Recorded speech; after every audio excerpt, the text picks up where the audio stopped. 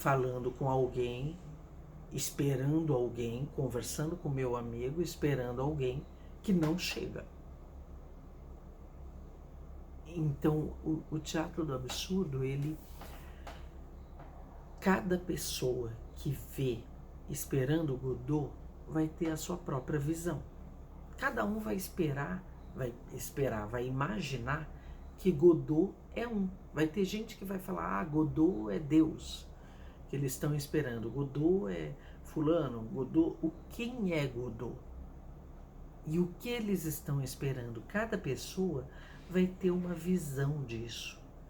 Também é uma peça que mostra uma crítica forte ali de quem está no poder e quem está submisso a esse poder. E, ao mesmo tempo, é uma peça que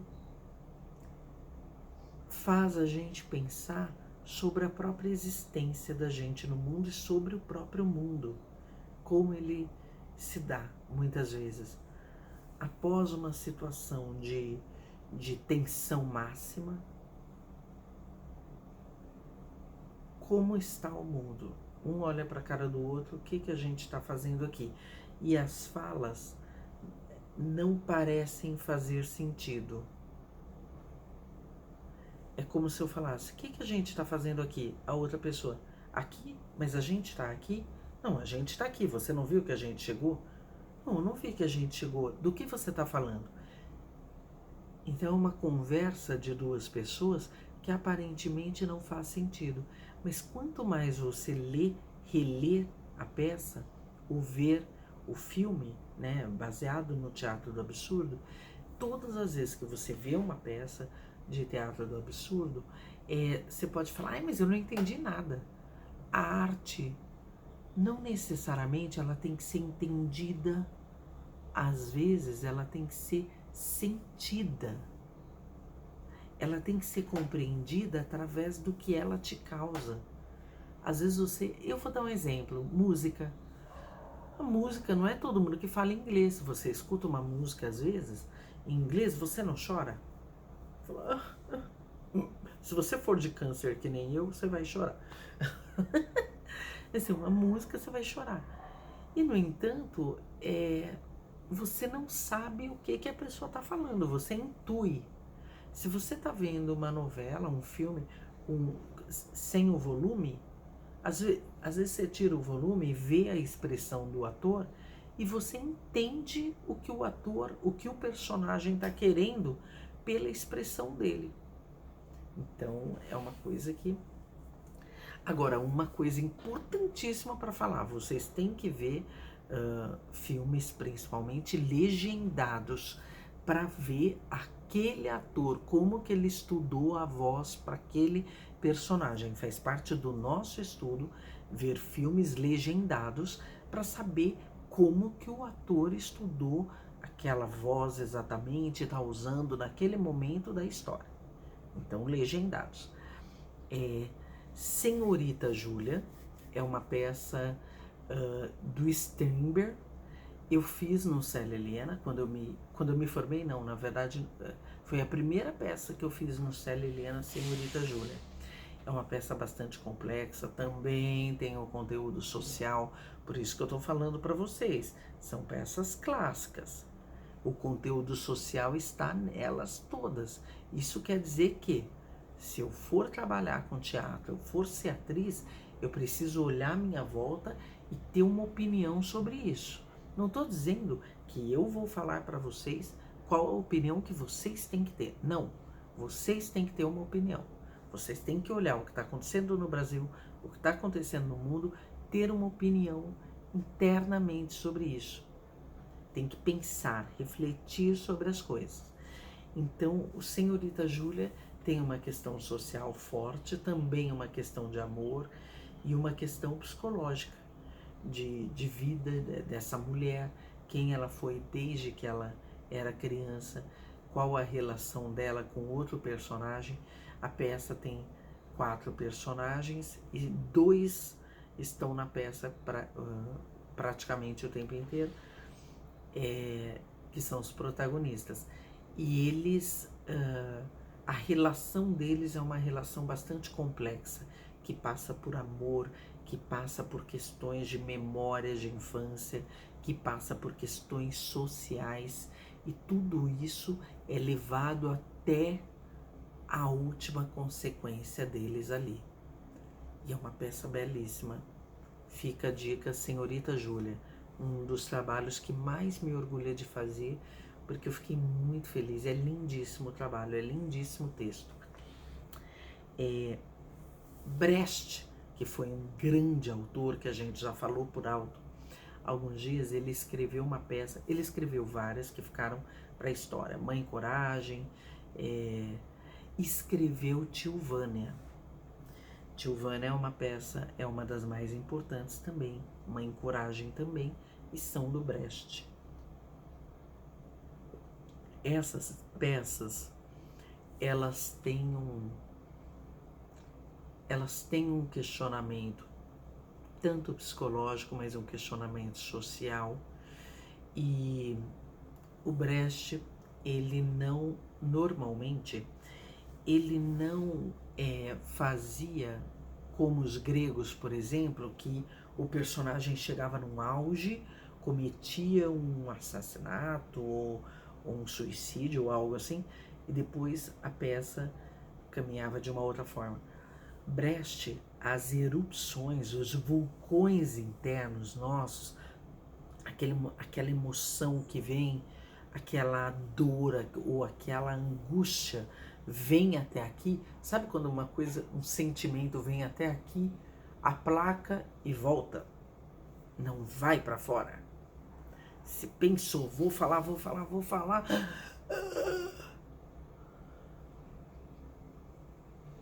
e não fala.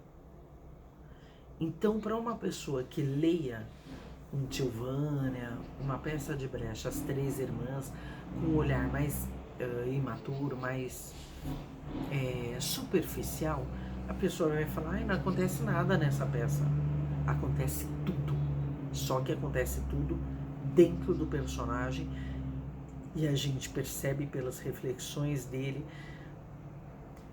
por detalhes de fala, detalhes de olhar. Não é explícito. Você pode terminar uma peça de Brecht como determinados filmes que a gente vê, que aparentemente nada aconteceu e tudo aconteceu. É como se vocês parassem na frente de uma pessoa que vocês gostam, vocês não se falam, mas se gostam. E um olha para a cara do outro, não fala, mas pensa, sente, olha de novo, sorri, pensa, sente. Então, as peças de Brecht fazem a gente refletir profundamente conteúdos sociais, psicológicos dos personagens, mas não vai naquele auge de grandes transformações na ação. Então, ao contrário de um Hamlet que tem uma ação que acontece tudo, normalmente em Brecht, não estou dizendo sempre, mas numa peça como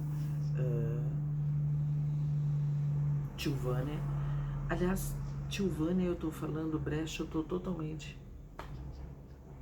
não é Brecht, é Chekhov, eu estou confundindo o nome dos autores, né? A professora Mayra. Brecht é Mãe Coragem, Tio Vânia é Chekhov. É Chekhov que tem essas características que eu estou falando. Chekhov, ele mostra sentimentos que estão borbulhando, mas que não chegam a explodir. Então, estudem Chekhov. Chekhov é um dos maiores autores de todos os tempos. Sinto muito, Chekhov, ter trocado você por Brecht. Ambos, tanto Chekhov como Brecht, são essenciais. Aí vamos para Brecht, então. Brecht não é isso. Tudo que eu falei de Brecht agora há pouco é de Chekhov, porque eu confundi os nomes. E porque já, né, minha cabecinha às vezes dá uma tchutcha. O Brecht, ele é mais social do que qualquer autor, principalmente da época dele. Ele questiona a respeito de tudo e ele fez uma coisa nos trabalhos dele, em grande parte dos trabalhos, que é o seguinte: o ator tá ali vivenciando a cena. Eu tô fazendo a cena aqui com a minha mãe. Ai, mãe, realmente eu não queria comer esse doce. Ai, por que será que a minha mãe sempre me leva a comer o doce? Ele faz o ator, muitas vezes, falar com o público, mostrar para o público o que ele quer que o público veja e preste atenção. Então, ele fez a maioria dos trabalhos dele de uma forma que o ator, ele tá na emoção ali, é como se eu tivesse: por favor, me deixa sair daqui. Quando eu falei isso, ela ficou parada, olhando para minha cara.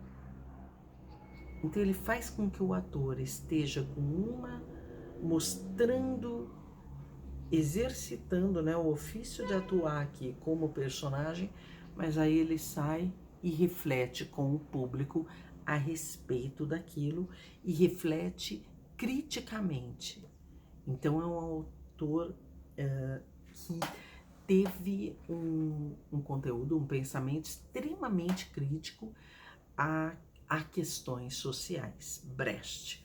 E só lembrando, Chekhov é aquele que eu falei para vocês do tio Vânia, das três irmãs, e Brecht é o da Mãe Coragem. É outro questionamento, outro olhar e outra forma de representar.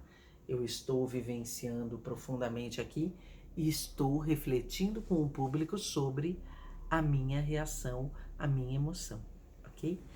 Aí tem um bonde chamado Desejo, de Tennessee Williams. Tennessee Williams, na verdade, Arthur Miller, vários autores, eles têm um estilo de escrever que é extremamente ligado ao psicológico do personagem. São questionamentos profundos e complexos. Tudo que a pessoa viveu tornou ela aquilo que ela é na situação ali, e existem os dramas que levam a questões, a ações mais fortes e decisivas ali. Então, nenhum personagem do Tennessee Williams vai ser raso, no sentido assim, qualquer personagem que você fizer numa peça do Tennessee Williams vai exigir de você um estudo profundo de quem é aquele personagem. Você vai ter muito a criar, e é um universo um pouco mais moderno, então você já fala de uma forma mais parecida com a fala que você tem hoje em dia,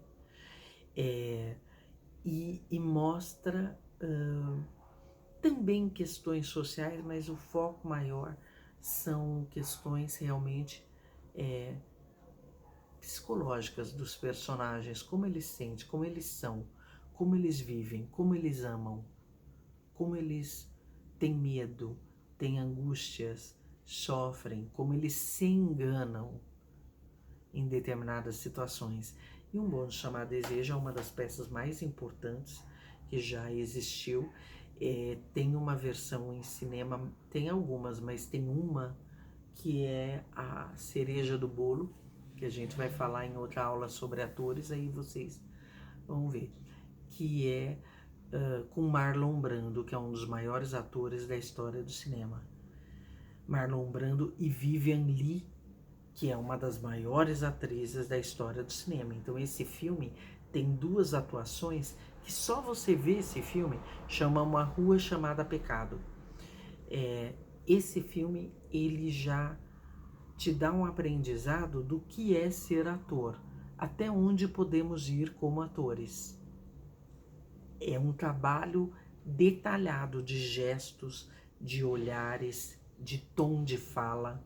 Então, é um trabalho muito extraordinário e profundo. E a gente vai falar de Lorca, do Garcia Lorca, que foi um dos maiores autores que teve. Eu acho que eu vou fazer uma aula só sobre os autores também, mas o Lorca especialmente, ele fez A Casa de Bernarda Alba. Tem várias peças dele maravilhosas. Eu me formei com uma peça dele no Célia Helena, que foi O Assim que Passa em 5 Anos, que eu já li alguns trechos aqui para vocês. O Lorca, ele fez a Casa de Bernarda Alba. A Casa de Bernarda Alba é uma peça tensa, como estava a situação da Espanha naquele período. Então, muitas vezes o artista reflete, coloca na arte dele o que ele está sentindo socialmente, politicamente, emocionalmente, e tudo isso ele colocou em todas as peças dele, mas especialmente A Casa de Bernarda Alba virou um grande clássico. É uma peça que só tem personagens femininos, só tem mulheres, todas são grandes personagens e todas têm uma profundidade gigantesca. E ele mostra o olhar dele também ao poder. O olhar que ele tem em relação ao poder, ele coloca na figura da Bernarda Alba. Então, se você vê a peça, ou vê um filme que seja baseado na peça, você vai falar, ai, professor, mas não falaram de política hora nenhuma. Não fala. Se você estudar a história da Espanha naquele período que ele estava fazendo a peça, você vai entender a peça. Por isso que eu falo para vocês, quando a gente faz uma peça, tem que estudar o conteúdo histórico que se passa a peça, estudar o conteúdo histórico que foi escrita a peça. Tudo isso faz a gente entender melhor a peça. Não é que a gente vai usar isso em cena falando, mas aquilo está em nós e nos dá uma confiança de que o entendimento nosso a respeito daquele trabalho é o melhor que a gente poderia ter. Então, por hoje é só. Eu vou fazer outras aulas falando de peças exclusivamente brasileiras, de atores brasileiros e atores estrangeiros. Vou dar referências porque eu acho que vocês precisam pesquisar, estudar. E lembrando, mais uma vez, que Brecht é um autor com conteúdo social mais forte e que Chekhov é aquele autor que eu falei para vocês, que os personagens vêm até aqui de emoção, estaciona, para, volta ao que estava. E aparentemente nada mudou, mas tudo aconteceu dentro deles. Lembrando disso, porque como eu troquei os nomes, tá bom? Eu espero que vocês fiquem com Deus, que vocês estejam em paz, com saúde. Até a próxima.